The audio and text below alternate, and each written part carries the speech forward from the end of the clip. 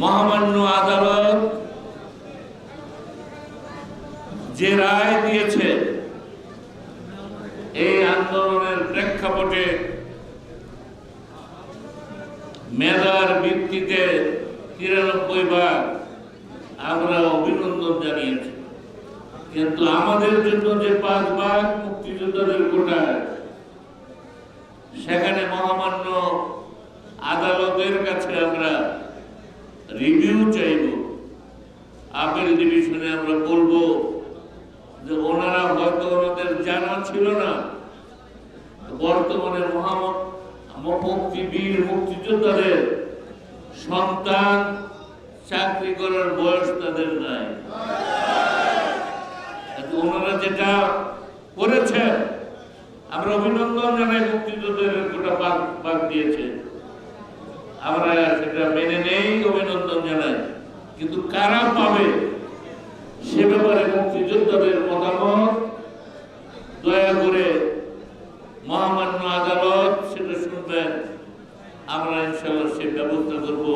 কারণ এটা রক্তক্ষরণ হচ্ছে মুক্তিযুদ্ধের ভিতরে, সেটা কিভাবে দূর করা যায় আইনি প্রক্রিয়ায় আমরা ভবিষ্যতে ব্যবস্থা নেব। আমি এর বাইরে আজকে এই মুহূর্তে কোনো কথা বলতে চাই না, যাতে আবার মিথ্যাচার না করতে পারে। আজকাল নরসিংদীতে কি দেখলাম আমরা, জেলখানা আক্রমণ করলো, কাদেরকে ছুটিয়ে নেওয়ার জন্য 2 জন মহিলা জঙ্গি সহ আরো 7 জন কুখ্যাত জঙ্গিদের উদ্দেশ্য ছিল জঙ্গিদের নেওয়া। সেই ফাঁকে হয়তো অন্যদেরকে বাধ্য করেছে।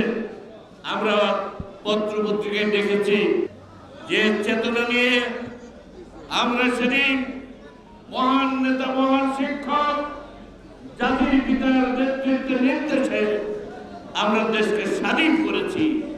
সেই চেতনা নিয়ে আবার 71 সালে তাদের পরাজিত করেছিলাম। শুধু পরাজিতই করেছিলাম, 20 দাঁত ভেঙে দিতে পারি নাই।